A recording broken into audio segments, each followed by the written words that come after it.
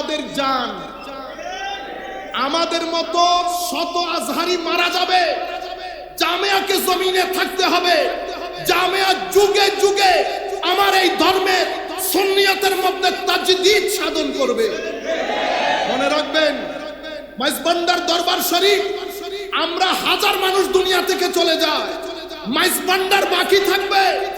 একজন স্ক্রিপ্টের কাজ করবে, আরেকজন স্পিরিটের কাজ করবে।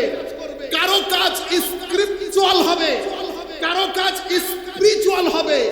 কেউ শরীয়তের তালিম দেবে, কেউ তবিয়তের পরিবর্তন করবে। দুইটা মিলে শরীয়ত হবে। হুসাইনিয়তকে জিন্দা করনে ওয়ালা, হুসাইনিয়তের তালিম দেনে ওয়ালা দুইজন কিয়ামত পর্যন্ত বাকি থাকবে। সুতরাং আমাদের আসা যাওয়াতে কিছুই হবে না। ছেলেরা যারা আমাদেরকে মহব্বত করেন, আপনারা গত 2 দিন ধরে দেখছি আপনারা বন্দুক জামিয়ার দিকে করছেন। মনে রাখবেন, গুলি জামিয়াতে পড়ে যাবে, আগে এই সিনার ভিতরে ঢুকবে। খবরদার, জামিয়া সবকিছুর উপরে, জামিয়া সবকিছুর উপরে। আপনারা জামিয়ার দিকে বন্দুক তুলবেন না। আমাকে মহব্বত করেন, মিডিয়ার মধ্যে আমি বলছি কেস করবেন অমুকের নামে, ওই কেসের মধ্যে আমি নাই। আমাদের মুরব্বীরা নিষেধ করেছেন। সুন্নিয়তের বদনাম হবে, বুঝার চেষ্টা করেন। বাইরে থেকে একটা শক্তি রাত দিন চেষ্টা করছে আমি যেন এই গৌরব দ্বন্দ্বের ভিতরে ঢুকি। আমি এত নরম খেলোয়াড় না, আমি এত নরম খেলোয়াড় না। বেটা, তাদের লেখালেখিতে কিচ্ছু যায় আসে না। যতদিন মদিনাওয়ালা আছে, যদি মদিনাওয়ালা চান, আমি স্টেজের উপরে থাকবো। লাখো মায়ের ছেলে একসাথে হয়ে যাবে, চেয়ার থেকে নামাইতে পারবে। আর আমার নবী যদি না চান, তাইলে আপনাকে না চাইতে হবে না, ধাক্কা দিলেই পড়ে যাবে, ধাক্কা দিলেই পড়ে যাবে।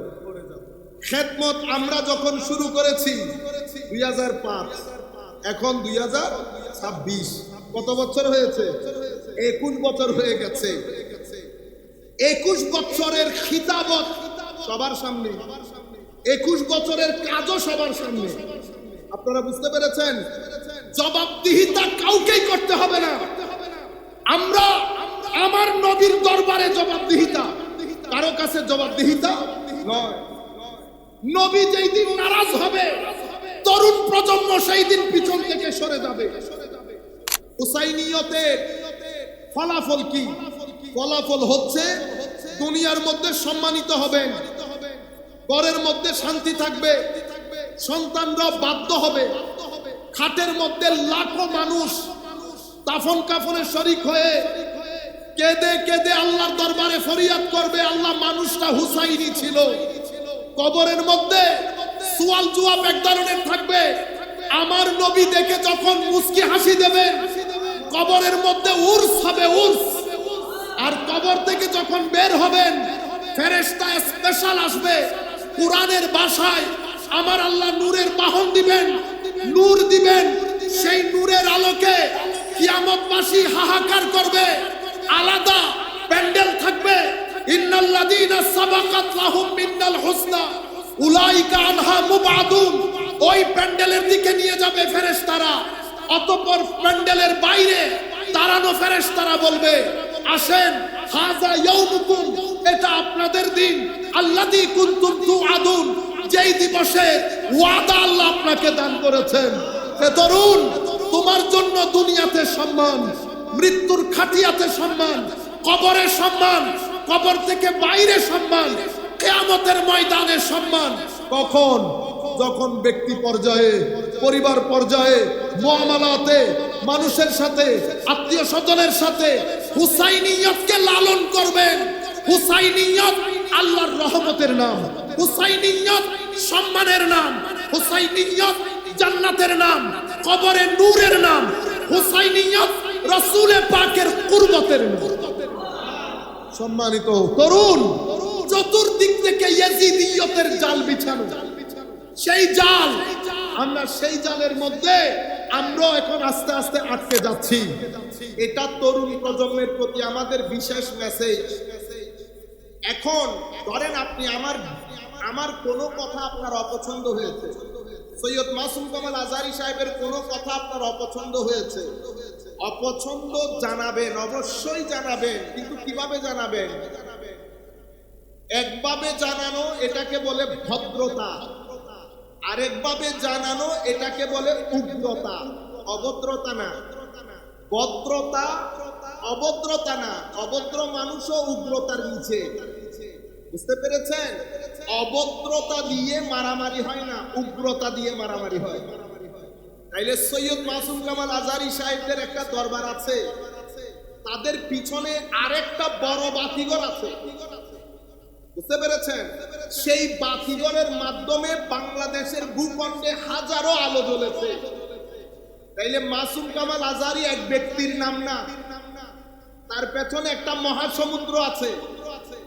আপনি যখন মাসুম কামাল আজহারীর সাথে দ্বিমত পোষণ করবেন, তো সভ্য, ভদ্র, নম্র, জ্ঞানী ব্যক্তি হলে কিভাবে বলবে আপনি যেই কথা বলেছেন এটা শরীয়তে গঠিত, গ্রহণযোগ্য না, এই ব্যাখ্যাটা আমি দ্বিমত পোষণ করছি এই কারণে, বুঝতে পেরেছেন?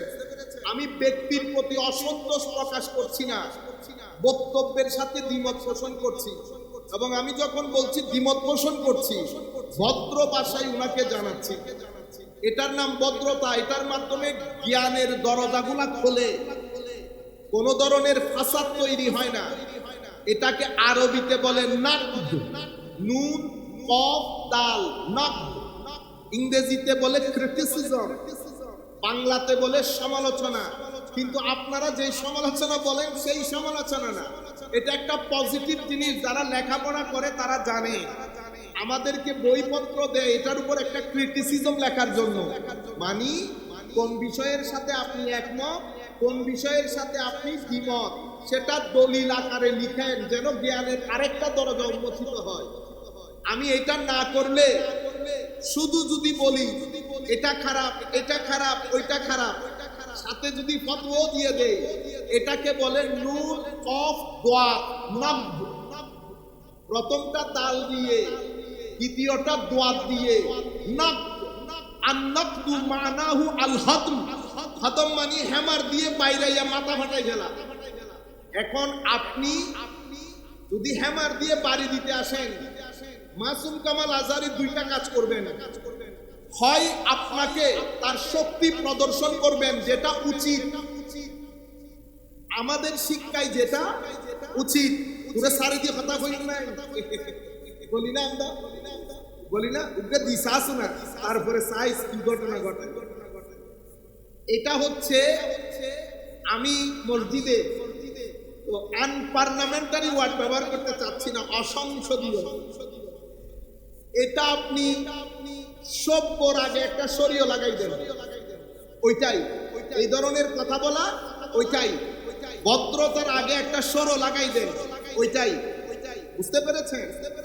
কারণ কি, এখন সৈয়দ মাসুম কামাল আজহারী, উনারও তো শক্তি আছে। আমি খুব গভীর মেসেজ দিচ্ছি, বুঝে নেন, তারও শক্তি আছে।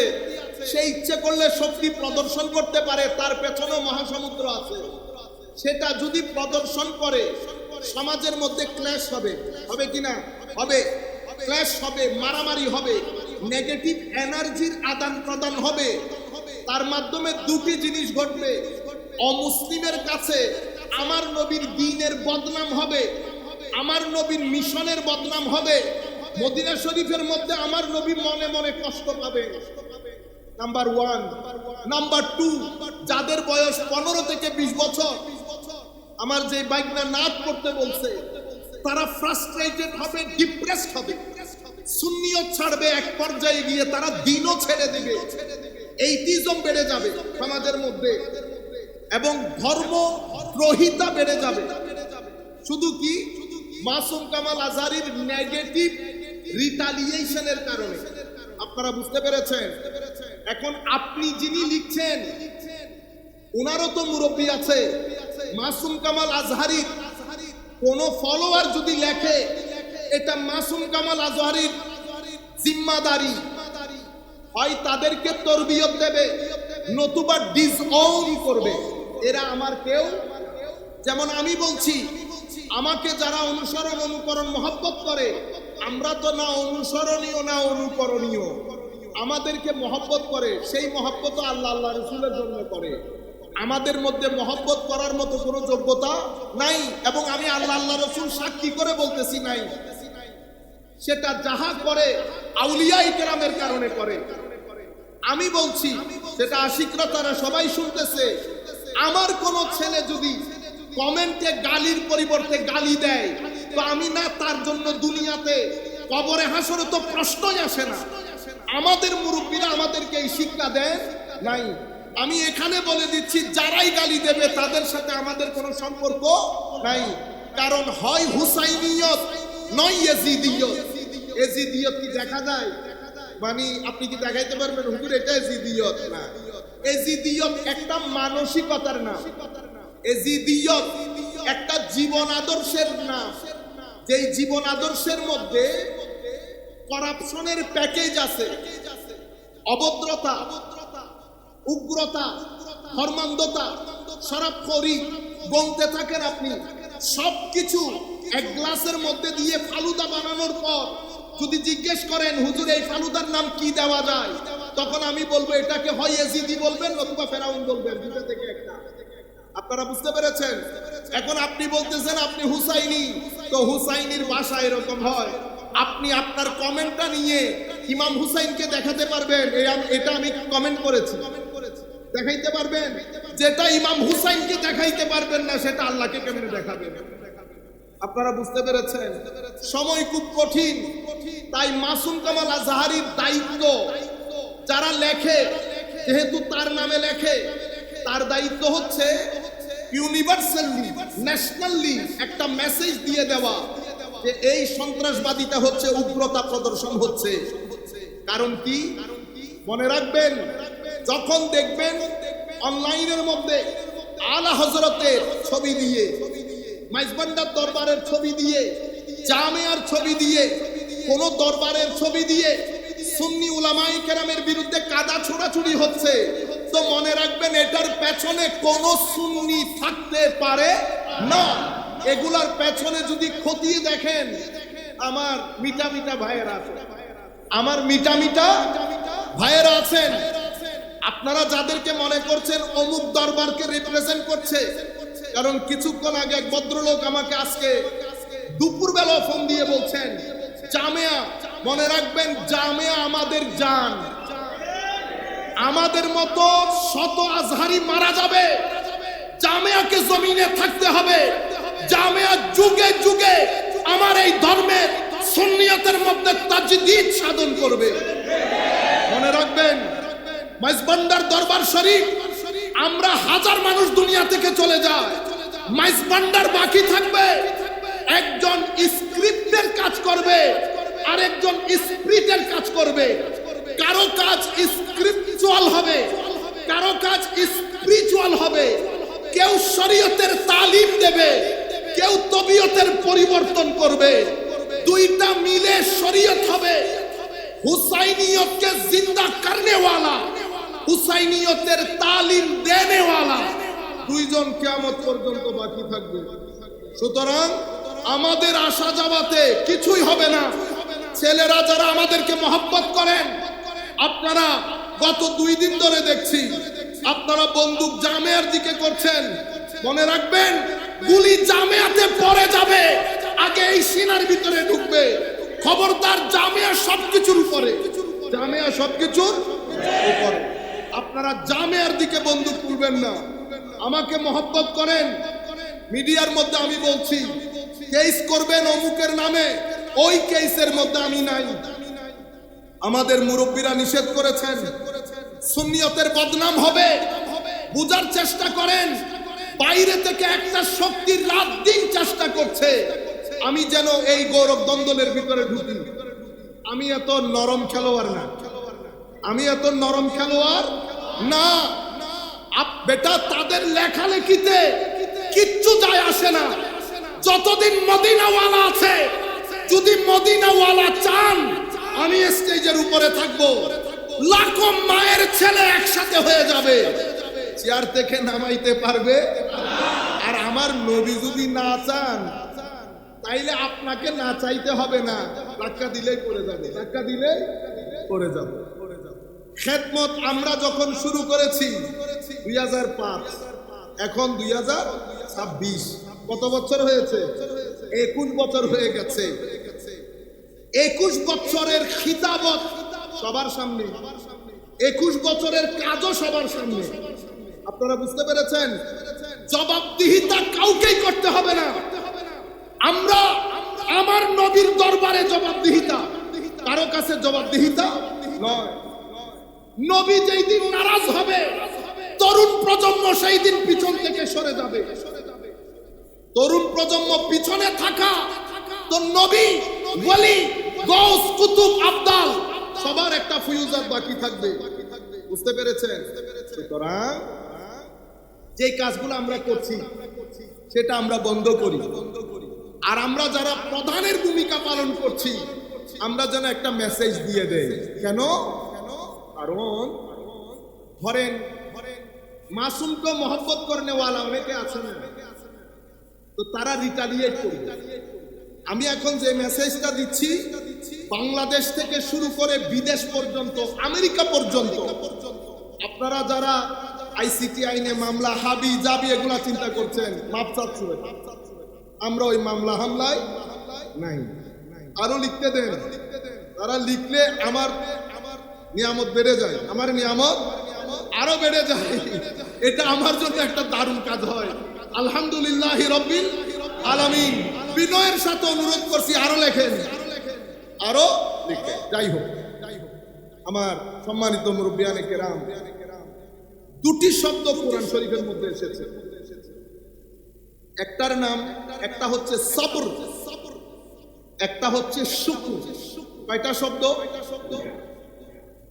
দুনিয়ার নিজাম এবং সিস্টেম চলতেছে সবর এবং শুকরের উপর। আর এই দুনিয়ার নিজাম আমার আল্লাহ আদালত নির্ভর করে না, আদালত নির্ভর করে, এটা হচ্ছে পরীক্ষা নির্ভর।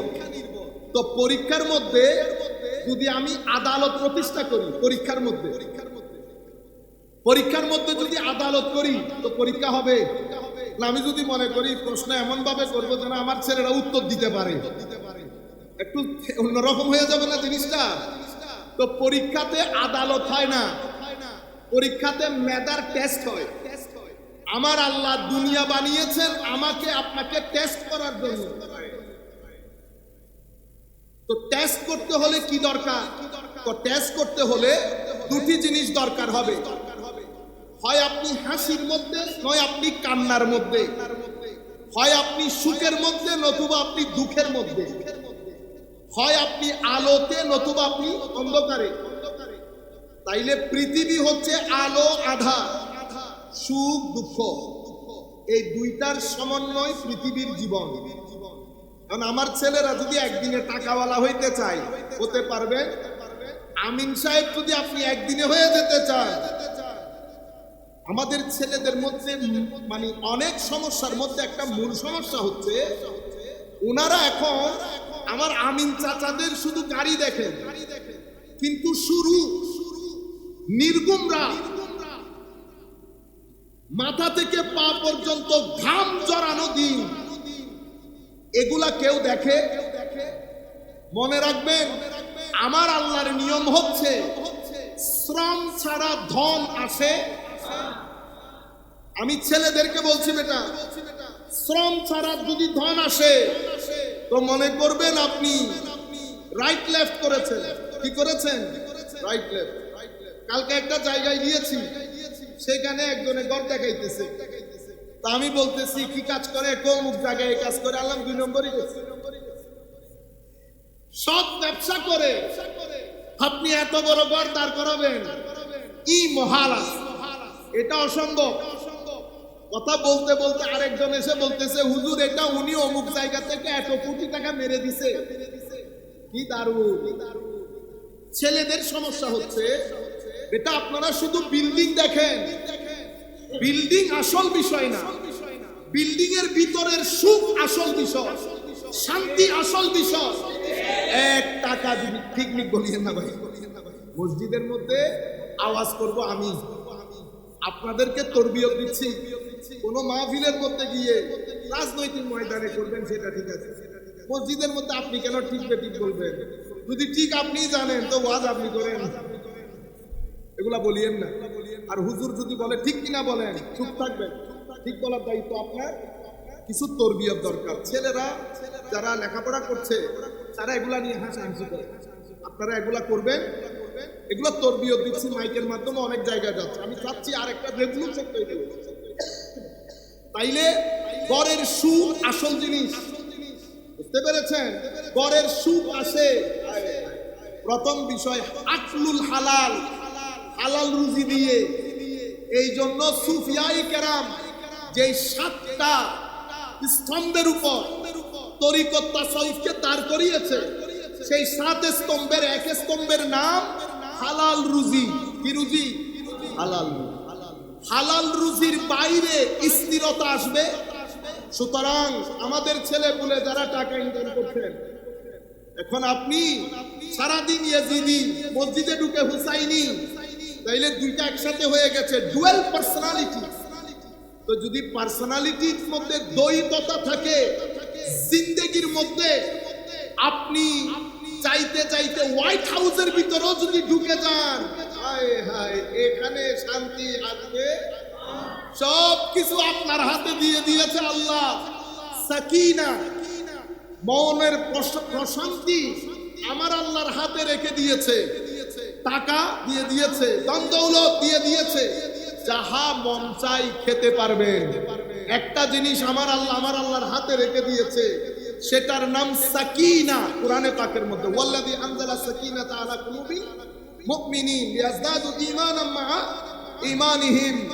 আমার আল্লাহ সাকিনা আমার আল্লাহর কুদরতের হস্তে রেখে দিয়েছেন। আল্লাহ এই সাকিনা কখন দান করেন? তো যার জীবনের সাথে আমার নবীর জীবনের মিল থাকে এবং যার সাথে আমার ওলিদের নিসবত থাকে। তাইলে সাকিনা আসে দুইটার মাধ্যমে, নবীর জীবনীর সাথে মিল থাকা, ওলির সাথে সোহবত এবং নিসবত থাকা। এই দুইটার মাধ্যমে সাকিনা আপনার কলব বাতেনের মধ্যে আসে। নবীর, এখন আপনি বলতে পারেন হুমাই কথা, নবীর জীবনের সাথে মিল থাকলে তো হয় না ভাই, না ভাই। নবীর জীবনের সাথে মুনাফেকরাও মিল রেখেছে, মুনাফেকরাও মিল রেখেছে। নবীর মতো করে নামাজ পড়েছে, হজ করেছে, যাকাত দিয়েছে, কোরআনের তিলাওয়াত করেছে। এত সত্ত্বেও আমার নবীর সাথে, আলে রাসূলের সাথে বিয়াদবি রাখার কারণে আমার নবী দিন থেকে খারিজ বলেছে। সেই কারণে নবীর জীবনের সাথে মিল রেখে সুন্নত পালন করলেন, ওলির সাথে নিসবত রেখে আল্লাহর সুন্নত পালন করলেন। যেমন আমার আল্লাহ বলছেন, মান আদা লি ওয়ালিয়ান ফাকাদ আযানতুহু বিল হারব। তুমি যদি আমার ওলির সাথে শত্রুতা পোষণ করো, আমি তোমার জন্য যুদ্ধের ঘোষণা দিলাম। তো আমার আল্লাহ যার সাথে যুদ্ধ করে তার ভিতরে টেনশন থাকে, কি থাকে? তো টেনশন থাকলে পিস অফ মাইন্ড থাকে না। সুতরাং দুটি জিনিস, নবীর সাথে নবীর সুন্নতের মিল, আউলিয়ায়ে কেরামের নিসবত, এই দুটি জিনিস থাকলে অন্তরের মধ্যে প্রশান্তি থাকে। এর বাইরে ছেলেদেরকে বলছে, আপনি ধরেন আমেরিকা যাবেন, কি আপনার আশা ভরসা? গেলেন আমেরিকায়, এরপর আপনার চাওয়া পাওয়া কি? টাকা পয়সা ইনকাম করে, গাড়ি ইনকাম তো হয়ে গেল 2 বছরে, বুঝতে পেরেছেন? এরপরে কি? তো এরপরে হচ্ছে হতাশা। এরপর কি? হতাশা। যদি টাকার গাড়ি দিয়ে স্থিরতা এবং শান্তি থাকতো, তো আমেরিকা তো জান্নাতুন ফিল আরদ হয়ে যেত। কি হয়ে যেত? দুনিয়ার জান্নাত। তো জান্নাতের মধ্যে কি সুইসাইড হয়? পৃথিবীতে সবচেয়ে সুইসাইড বেশি কোথায়? আমেরিকাতে। দর্শন, ক্রাইম, অশান্তি এবং তালাক কোথায় বেশি? তালাক কি মানুষ হাসতে হাসতে দেয়? তালাক হচ্ছে অনেক দিনের হতাশা, নিরাশা, ক্ষোভের বিস্ফোরণের নাম। সেই বিস্ফোরণ বিল গেটসের মধ্যে হয়েছে কিনা? বিল গেটস সবচেয়ে টাকাওয়ালা মানুষ, ট্রাম্পের হয়েছে। সমস্যা হচ্ছে আপনারা যেটা মনে করছেন জীবন সেটা না। আধুনিকতা, ম্যাটেরিয়ালিজম আপনাদেরকে বুঝিয়েছে পৃথিবীর টাকা সর্বস্ব।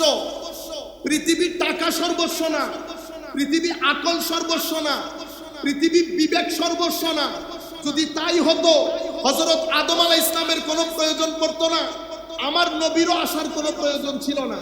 কারণ পৃথিবীতে বাঁচতে গেলে আপনার বিবেক বুদ্ধি যথেষ্ট। বুঝতে পেরেছেন? খাওয়া দাওয়ার ব্যবস্থা আল্লাহ করেছেন, হাত পা নাড়লে টাকা পয়সা আসবে, অতঃপর খাবেন, ঘুমাই যাবেন। যদি খেয়ে ঘুমাই যাওয়া, কলেজ বিশ্ববিদ্যালয়ে পড়া যদি এতটুকুন হইতো জীবনের নাম, তাইলে তো আমার আল্লাহ নবী রাসূল পাঠাইতো না, কারবালার প্রশ্ন তো আসতোই না। তাইলে কারবালা হলো কেন? কারণ আপনার এই জীবনের বাইরে আরো জীবন আছে। কারণ আপনাকে আল্লাহ একটা মনন দান করেছেন, আপনাকে আল্লাহ একটা ভিতরের জগৎ দিয়েছেন। প্রশান্তি যেখানে বসবাস করে, প্রশান্তি যেখানে বসবাস করে।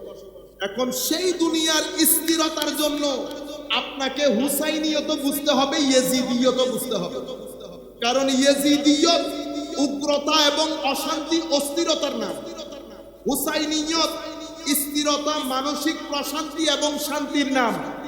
তো ছেলেদেরকে যদি আমি ইয়েজিদিয়ত আর হুসাইনিয়তের ফারাক বুঝাইতে না পারি, কালকে তো সে এই কবরস্থানে গিয়ে কোন মুরব্বীর লাশ তুলে জ্বালাই ফেলবে, নারাই তাকবীর দিয়ে করবে না। ইতোপূর্বে যারা ইমামে হুসাইনের রাদিয়াল্লাহু তাআলা আনহু আলাইহিস সালাম সিনার উপরে উঠে জবাই করে দিয়েছেন, এরা তো মুসলমান ছিল না।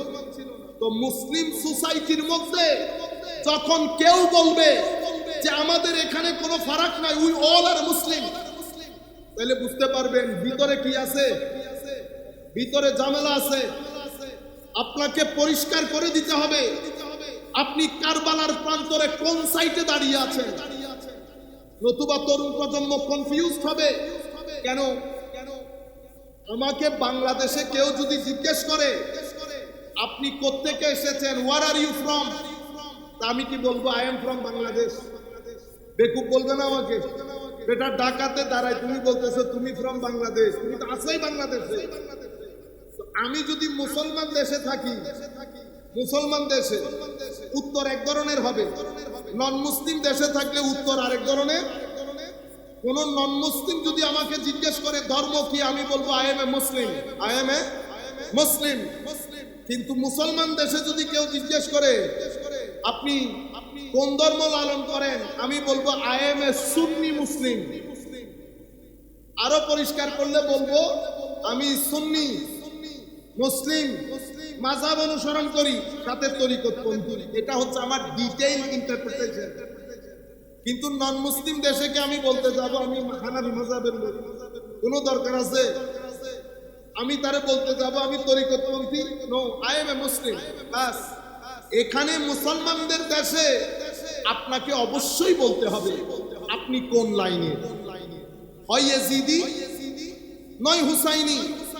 কারণ এখানে আমার নবীর জমানা থেকে দুইটা ধারা। যখন কেউ বলবে আমি মুসলমান, হুয়া সাম্মাকুমুল মুসলিমিন, আল্লাহ আমাদের নাম মুসলমান রেখেছে, এই কথা কেউ অস্বীকার করলে তো কাফের হয়ে যাবে। কি হয়ে যাবে? কাফের।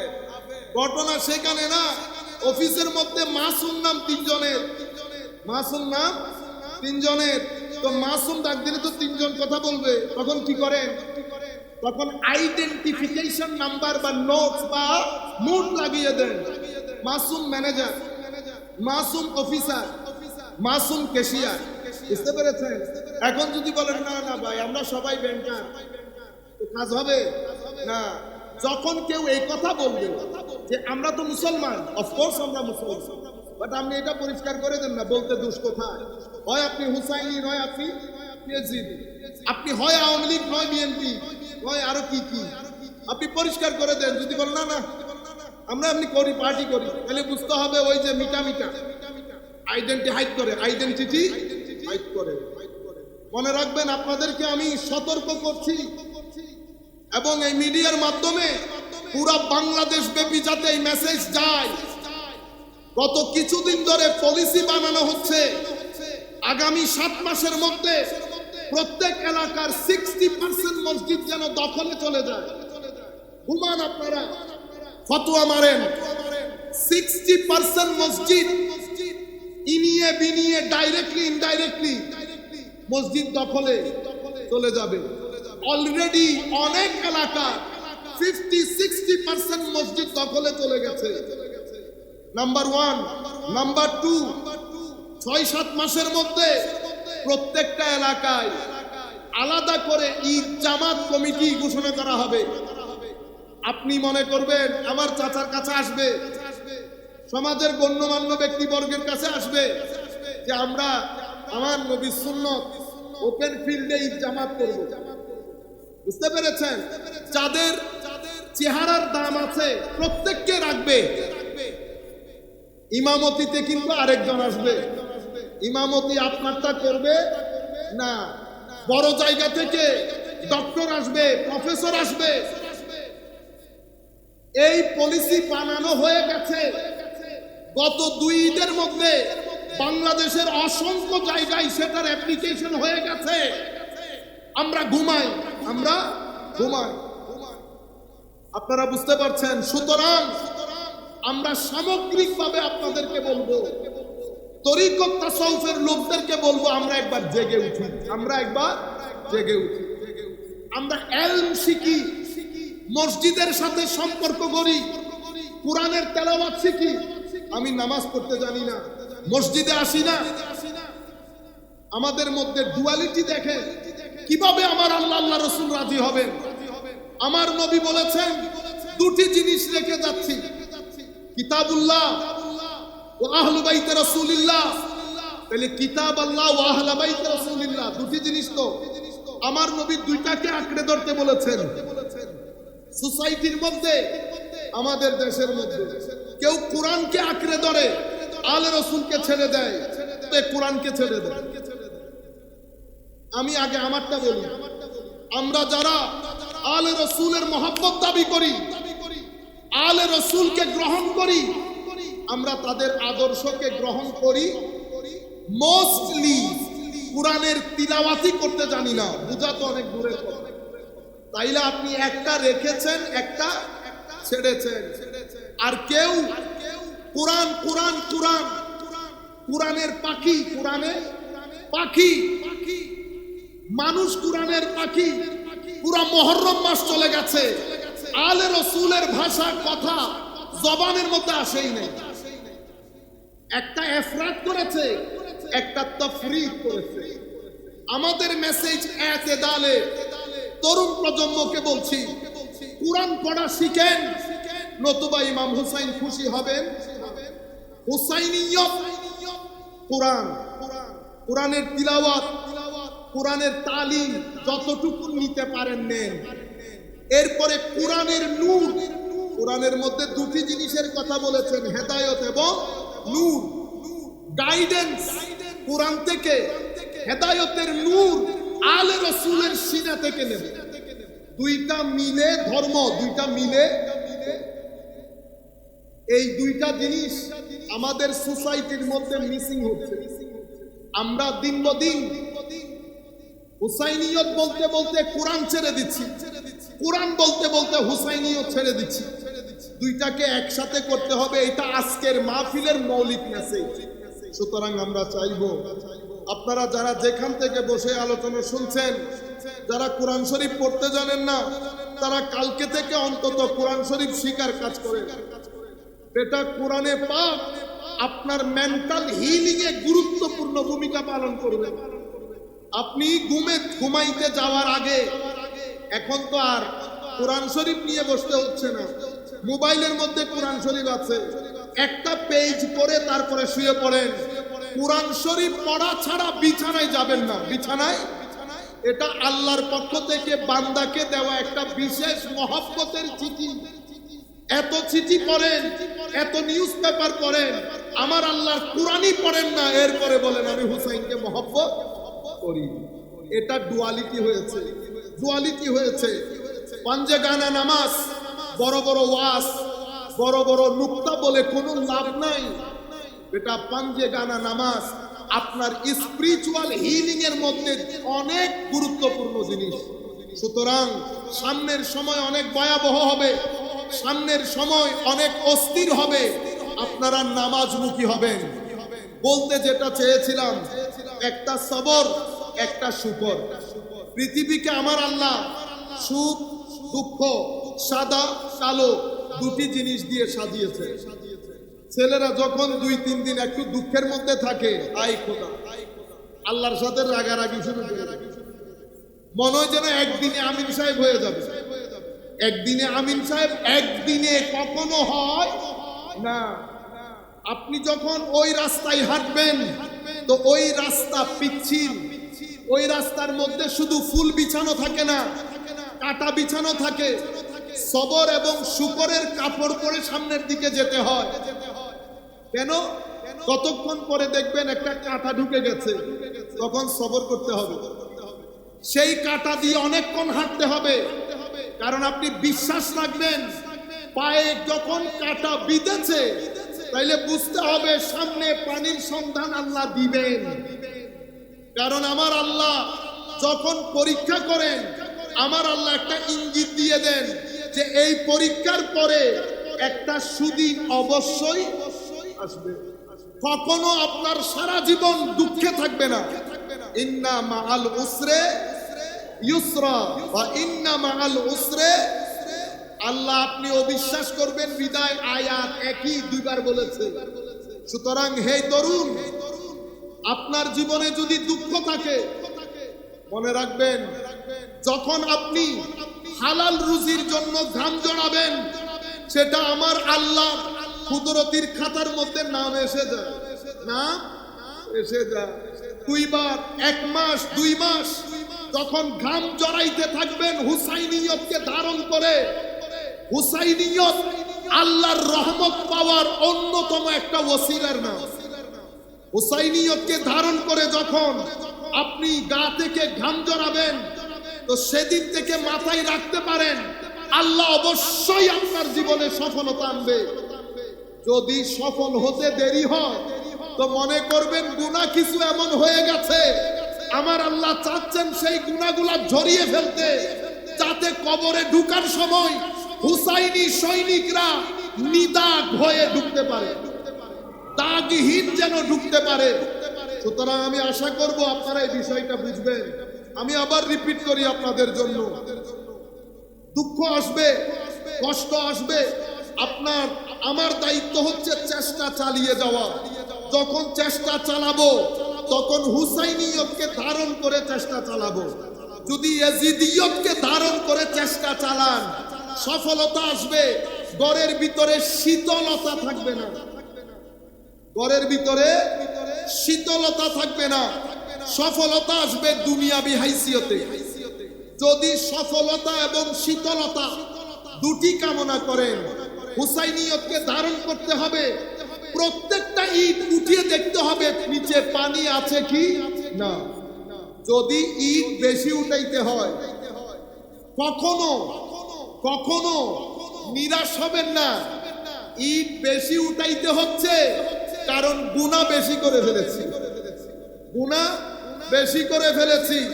আমার আল্লাহ চাচ্ছেন ইট তুলে তুলে ঘাম জড়িয়ে আমার গুনাহগুলা যেন ঝরে যায়, যাতে শান্তি, শীতলতা এবং কবরের মধ্যে ঢুকার সময় যেন দাগহীন ঢুকতে পারি। আপনারা বুঝতে পেরেছেন?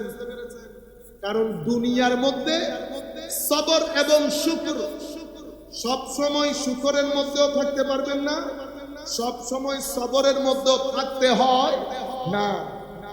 ইমামে হুসাইন সবর করেছেন 1 বছর, 2 বছর, অতঃপর সবরের 3টা স্টেজ আছে। কয়টা স্টেজ?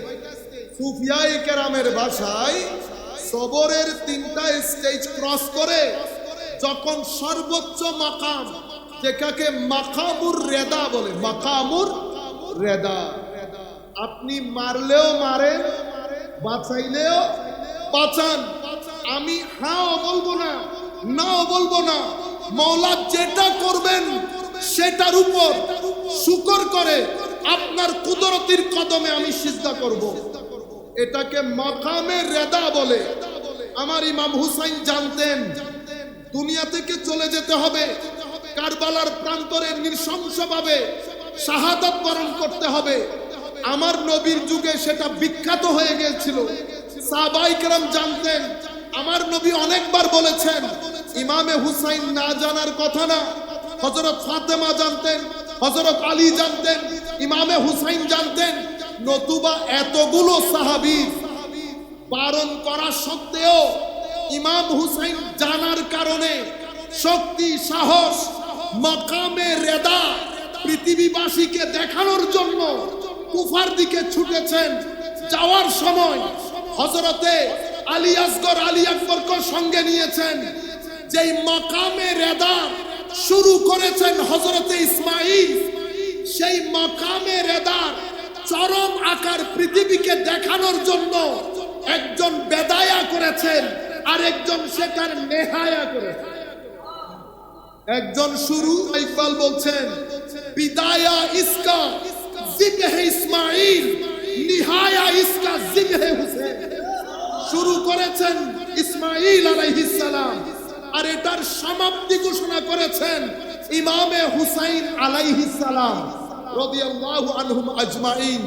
কিয়ামত পর্যন্ত পৃথিবীতে কোন মায়ের সন্তান এই মাকামে রেদার প্রেজেন্টেশন দিতে পারবে না। কারণ এই মাকামে রেদা দেখানোর জন্য যেটা নসলি সামর্থ্য দরকার, রুয়ে জমিনের মধ্যে এই ঘরানা ওয়ান এন্ড অনলি মা সাইয়্যিদাতুন নিসাই আহলিল জান্নাহ। এই যে মা জান্নাতের সকলের চেয়ারম্যান, এদের বাবা হযরতে আলী, হযরতে আলী আমার নবীর জ্ঞান শহরের দরজা, আমার নবীর জ্ঞান শহরের দরজা। সুন্নিদের স্লোগান নারায়ে তাকবীর তাওহীদ, নারায়ে রিসালাত রিসালাত, নারায়ে হায়দারি বেলায়েত। আপনারা বুঝতে পেরেছেন? পাকিস্তানে যান, ইন্ডিয়াতে যান, বাংলাদেশে যান, সমস্ত দরবারের স্লোগান ছিল নারায়ে হায়দারি। নির্দিষ্ট একটা এজেন্ডা বাস্তবায়নের লক্ষ্যে সেই জায়গার মধ্যে কি চলে এসেছে দেখে। নারায়ে গাউসিয়া অবশ্যই বলবো, সেটা আমাদের মাথার উপর, কিন্তু বেলায়েতের স্লোগান আসল নারায়ে হায়দারি। কারণ সমস্ত বেলায়েত যেই জায়গা থেকে বর্ধিত হয়েছে সেটা বাবু মদিনাতে ইলমিন নবী সাল্লাল্লাহু আলাইহি ওয়াসাল্লাম যেটা চায় সেটা কোনটা? কারণ আমাদের এখানে একটা খারিজি ধারা আছে। আমরা কাউকে ছোট বড় করার জন্য, সত্যটা জাতির কাছে তুলে ধরার জন্য, আমার লাখো দোষ থাকতে পারে, অবশ্যই আমি আমার দোষ স্বীকার করি, কিন্তু এই খারিজি দ্বারা যেটা সমাজকে উগ্রতার দিকে নিয়ে যায়। কিছুদিন আগে একটা কথা বলার কারণে অনেক মানুষ অখুশি হয়েছেন। আমি আবারও বলছি জাতির সামনে, বিশ্ববিদ্যালয় একটা শিক্ষার জায়গা। সেই বিশ্ববিদ্যালয়ে তারাই পড়াবে যারা পড়ানোর যোগ্যতা রাখে। এখন আপনি যদি, আমিও পরীক্ষা দিলাম, আমাদের আজহারী সাহেবও পরীক্ষা দিলেন, মেধা মননে তিনি আমার চেয়ে অনেক উপরে, তার সাথে আমার মার্কের ফারাক হয়েছে 10 মার্ক। আপনি কাকে নিবেন? হকদারকে? এই জায়গার মধ্যে হুসাইনিয়ত কি? হুসাইনিয়ত হচ্ছে যিনি যেই জায়গার যোগ্য তাকে সেই জায়গায় বসানো। আমি আপনার ইসলামী শাসনের কথা বলি। আপনি ইসলামী শাসনে উদ্বুদ্ধ হয়ে এখানে যোগ্য ব্যক্তিটাকে, যে আল্লাহর ইবাদত আপনি করেন সেই আল্লাহর ইবাদত এও করে, যেই নবীকে আপনি বিশ্বাস করেন সেই নবীকে এও বিশ্বাস করে, কিন্তু আপনি শুধুমাত্র আপনার দলের জন্য আপনি যোগ্য ব্যক্তিটাকে সরিয়ে আমাকে বসিয়ে দিলেন। জুলুম করেন নাই? করেছেন। যিনি একটা বিশ্ববিদ্যালয়ের শিক্ষকতার ক্ষেত্রে হুসাইনিয়তকে ধরে রাখতে পারে না, মুনাফিকি করে, চিটিং করে, ডিসেপশন করে, তাকে আমি রাষ্ট্র ক্ষমতার ক্ষেত্রে বিশ্বাস করতে পারবো? আপনি একটা ইউনিভার্সিটির পরীক্ষায় আমাকে ধাক্কা দিয়ে ফেলে দিয়েছেন, আর রাষ্ট্র ক্ষমতায় বসালে আপনি তো আমাকে রাষ্ট্র থেকে ধাক্কা দিয়ে ফেলে দিবেন। আপনি বলেন যাহা বলিবেন তাহা গ্রহণ করিব, এটা জাস্টিস হয়েছে কিনা বলেন? পরীক্ষা যখন 100 জন ছেলে দেয়, সেখানে এমন এমন ছেলে থাকে যারা অনেক মেধাবী, যাদের মা বাবার আশা ভরসা থাকে, যারা নিজেদেরকে সেভাবে তৈরি করেছে। আপনি সকল আশা ভরসাকে গলা টিপে হত্যা করে ইয়েজিদের মতো তার সিনাই বসে তার আশার গলায় ছুরি চালিয়ে দিলেন। এরপরে আপনি বলছেন আমি সুশাসন চাই, আমি সুবিচার চাই। এখন আপনি একটা বিশ্ববিদ্যালয়ে সুবিচার প্রতিষ্ঠা করতে পারলেন না, 4 টাকার অফিসে সুবিচার প্রতিষ্ঠা করতে পারলেন না, মেধাকে গুরুত্ব দিতে পারলেন না, মেধার ভিত্তিতে নিতে পারলেন না, সেই জায়গায় আমি আপনাকে মহান জায়গায় বিশ্বাস করতে পারবো? বলেন দেখি। এটাকে বলে ইয়েজিদিয়ত। সেই কারণে আপনি বুকে হাত দিয়ে আল্লাহ রসুলকে সাক্ষী রেখে বলবেন ধর্ম কোনটা চান, ইয়েজিদিয়ত না হুসাইনিয়ত? যদি বলতে না চান আমাকে ধরে নিতে আমি বাধ্য হব। পেছনে নেফাকত আছে। কি আছে? নেফাকত আছে। Identity has to be very clear. Either you are from India or you are from Bangladesh. না আমি এই ইন্ডিয়ার একটু আগে, বাংলাদেশের একটু পরে, নো, ক্লিয়ার করে দেন। আপনারা বুঝতে পেরেছেন? আচ্ছা, সময় শেষ। সবর এবং শুকর, আর 2টা হাদিস বলে বক্তব্য। তো তরুণদেরকে যেটা বুঝাতে চাচ্ছি, ধৈর্যশীলতাটাকে প্র্যাকটিস করেন। আপনি যখন রাস্তায় যাবেন, আপনার এখানে অনেক ধরনের ঘটনা ঘটবে। এখন আপনার দিনদারি কি শুধু মসজিদে? মসজিদে না, আপনার 78% দিনদারি মসজিদের বাইরে। আপনি দিনদারি দেখেন মসজিদের ভিতরে। আমার কথা বলি, ওরে বাপরে বাপ, কি সুফি, হ্যাঁ, একেবারে বড় আল্লামা হয়ে থাকি, হ্যাঁ, কি যে করবো, সালাম দিতেছে বাদশা। এটা তো মাইন্ডের সামনে। এটাকে বলে জালুয়াত। এটাকে কি বলে? জালুয়াত। হুসাইনিয়ত কোনটা? হুসাইনিয়ত হচ্ছে জালুয়াত এবং খালুয়াত। মানুষের সামনে, মানুষের দৃষ্টির অন্তরালে এক ধরনের হওয়া, এটা হুসাইনিয়ত। আর জালুয়াতে এক ধরনের, মানে মানুষের সামনে। খালুয়াতে আরেক ধরনের, মানে একাকিত্বে। এটার নাম নিরেট ইয়েজিদিয়ত। এটার নাম কি? ইয়েজিদিয়ত। তরিকত হচ্ছে মানুষের সামনে যেমন, দৃষ্টির অন্তরালেও তেমন। সুতরাং আপনার ম্যাক্সিমাম দিনদারি মসজিদের বাইরে। সুতরাং বাইরে যখন যাবেন, মানুষের সামনে দুর্ব্যবহার করবেন না, গালিগালাজ করবেন না, বড় চোখে তার দিকে এমনি করে তাকাইয়া সিনা বিদীর্ণ করবেন না। কেন করবেন না? ওই যে বলেছি না, আমার আল্লাহর একটা সিস্টেম আছে, নিয়ম আছে, ডিভাইন রুল আছে। যদি সবর করেন, চোখ বন্ধ করে শুধু বলবেন ইন্নাল্লাহ মা'আস সাবিরিন, ইন্নাল্লাহ মা'আস সাবিরিন। বেশি অসুবিধা লাগলে দরুদ শরীফ করবেন। কি হবে? আমার আল্লাহর সিস্টেম হচ্ছে, যারা ধৈর্য ধারণ করে আমার আল্লাহ তাদের সিনার ভিতরে শীতলতা দান করেন। তাইলে সকিনা পাওয়ার অন্যতম মাধ্যম হচ্ছে সবর এখতিয়ার করা। এরপরে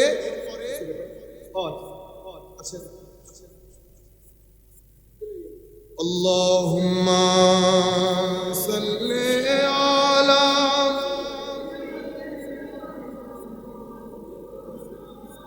মুহাম্মদ ওয়া আলা আলি সাইয়্যিদিনা মৌলানা মুহাম্মদ আকবাদুনা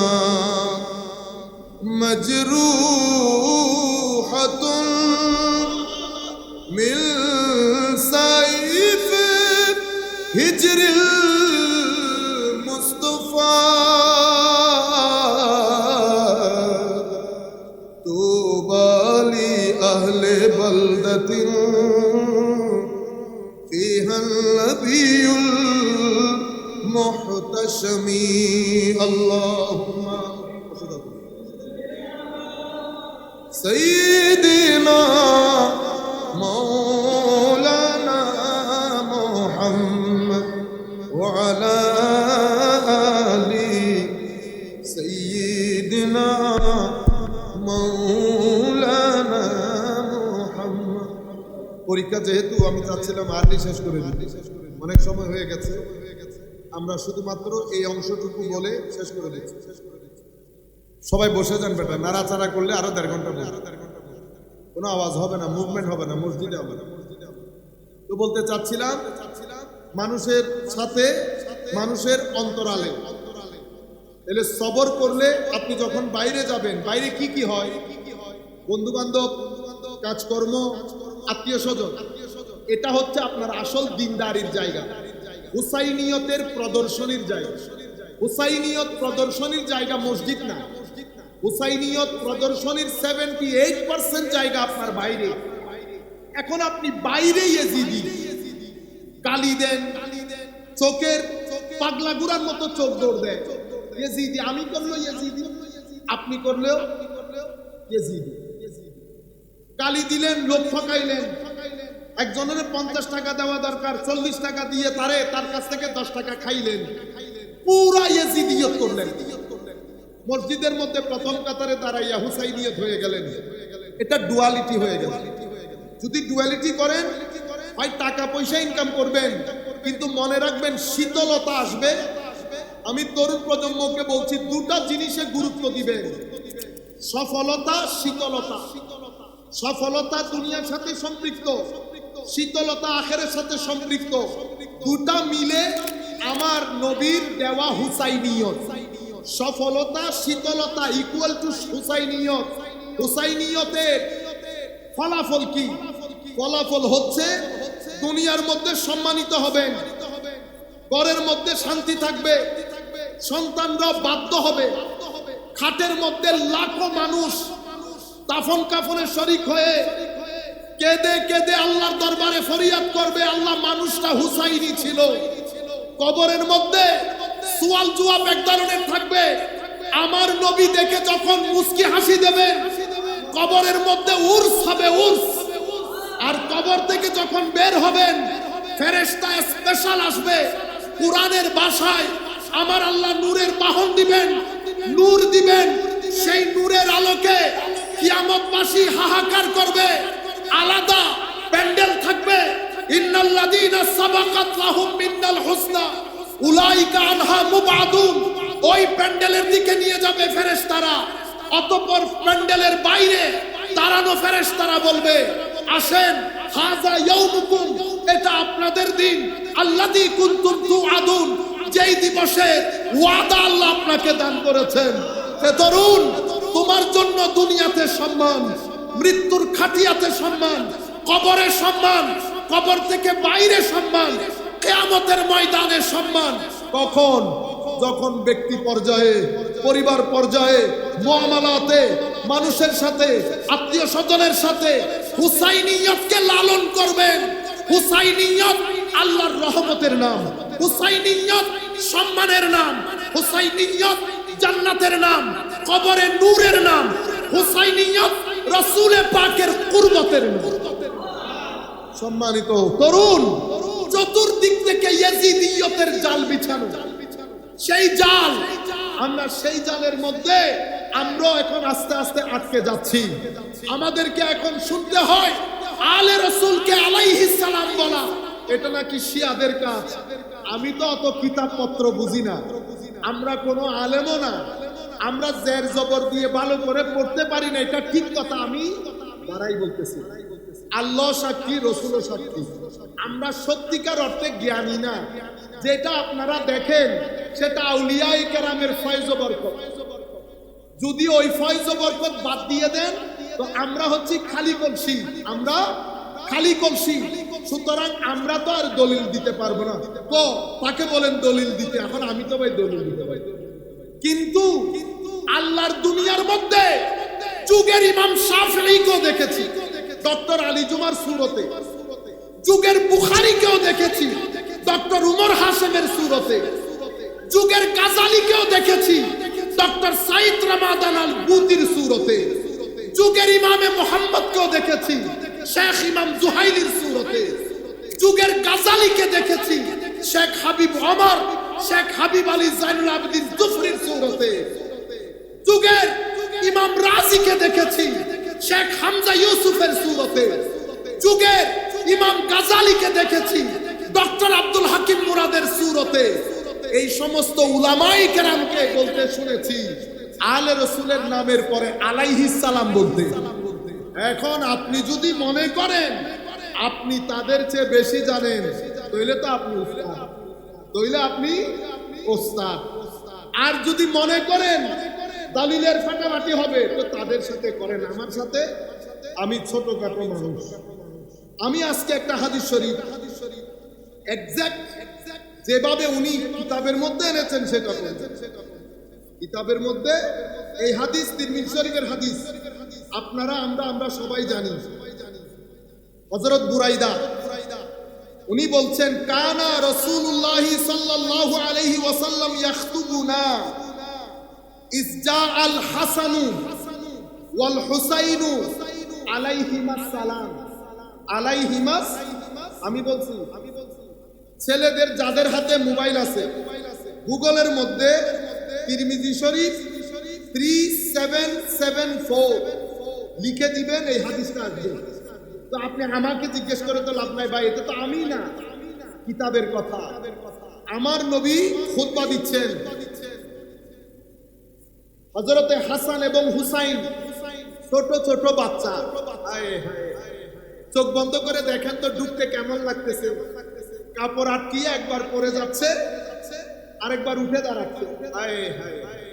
এই যুগের আলে রাসূলকে দেখতে কিরকম সুন্দর লাগে। আর এই জান্নাতের দুই দুলা যাদেরকে আমার নবী দুনিয়ার সুগন্ধি ফুল বলেছেন, আমি তো স্বপ্নের মধ্যে হলো একটু দেখতে চাই ওই আশার সুরতটা। আল্লাহকে বলি, আল্লাহ দরকার হলে জান্নাতে এক দরজা নিচে নামাই দেন, তবু আমাকে ওইটা একটু স্বপ্ন যুগে দেখান, আশার সুরতটা কেমন ছিল। মসজিদে নববীতে ঢুকছে, জলিলুল কদর সাহাবায়ে কেরাম তাকিয়ে আছে, ইমামুল মুরসালিনও তাকিয়ে আছে, দুই সাহেবজাদায়ে রাসূলুল্লাহ ঢুকতেছেন, একবার পরে যাচ্ছেন একবার উঠে দাঁড়াচ্ছেন। আমার নবী খুতবা দিচ্ছেন, ইত্তাবসরে খুতবা বন্ধ করে আমার নবী মিম্বার থেকে নেমে দুইজনকে কুলে তুলে নিলেন। সুবহানাল্লাহ। আমার নবী বলতেছেন আমি আসলে খুতবা দিচ্ছিলাম, আসলে আমি নিজেকে আর ধরে রাখতে পারি না। হায়রে মোহাব্বত, হে তরুণ, তোমার জিম্মাদারি, তোমার ডিসিশন। এখন এই বক্তব্যের পরে তুমি কি হাসান ও হুসাইনকে বেছে নিবা না ইয়াজিদকে বেছে নিবা, সেটা তোমার দায়িত্ব। ইয়া রাসূলুল্লাহ, আমার দায়িত্ব ছিল আপনার এই হাদিস তরুণ প্রজন্মের কানে কানে পৌঁছিয়ে দেওয়া। আপনি সাক্ষী থাকেন, আলে রাসূল সাক্ষী থাকুক, কিতাব দিয়ে তরুণ প্রজন্মের কানে ঢুকিয়ে দিলাম এই হাদিস। তরুণ, তোমার ডিসিশন, কোন রাস্তা দিয়ে হাঁটবা। পরের হাদিস 3733, এই হাদিসের মধ্যে আমার নবী ইরশাদ করছেন, সমস্ত আলে রাসূল এই হাদিসের বর্ণনাকারী, জাফরুস সাদেক, মুসা কাযেম, ইমাম বাকের, আলী জাইনুল আবেদিন, ইমামে হুসাইন, হযরতে আলী, সবাই এই হাদিসের বর্ণনাকারী। আমার নবী ইরশাদ করেন, রাসূলুল্লাহ সাল্লাল্লাহু আলাইহি ওয়াসাল্লাম আখাযা বিয়াদে হাসান ওয়াল হুসাইন, আমার নবী ইমামে হাসানের হাত ধরেছেন, ইমামে হুসাইনের হাত ধরেছেন, অতঃপর বলেছেন ফাকালা মান আহাব্বানি, যেই ব্যক্তি আমাকে মহব্বত করলো, ওয়া আহাব্বা হাযাইন, আর এই দুইজনকে মহব্বত করলো। আমাকে মহব্বত। হে তরুণ, আমি চাই এই আওয়াজ তোমার কানে পৌঁছাক। তোমাকে নবী বলছেন যেই ব্যক্তি আমাকে মহব্বত করে, এই দুইজনকে মহব্বত করে, এই দুইজনের বাবাকে মহব্বত করে হযরত আলী, এই দুইজনের মাকে মহব্বত করে ফাতেমাতুজ জাহরা। কানা ফি মাই ফি দারাজাতি ইয়াউমাল কিয়ামা, কিয়ামতের ময়দানে, কিয়ামতের ময়দানে আমাকে আল্লাহ যে মাকাম ও মর্তবা দান করবেন, আমার সাথে বিশাল একটা গ্রুপ থাকবে, সেই গ্রুপের মধ্যে আল্লাহ তাকে উন্নীত করে দেবেন। আমরা আমার নবীর দরবারে বলছি, আল্লাহকে বলছি, আল্লাহ আমরা গুনাহগার, মাওলা আমরা গুনাহগার, এটা সত্য। আমাদের মতো জালেম রুয়ে জমিনের মধ্যে নাই, আল্লাহ এটা সত্য। আমাদের জাহেরে বাতেনে গুনার কালো তিল আছে, সত্য আল্লাহ, সত্য। কিন্তু আমরা যে আপনাকে মহব্বত করি এটা তো সত্য। আপনার বিরুদ্ধে যখন কেউ কথা বলে সিনার মধ্যে আমাদের যেন আগুনের ছিটা লাগে, মাওলা এটাও সত্য। আমরা আমার নবীর সুন্নতের উপর আমল করতে পারি না, সত্য।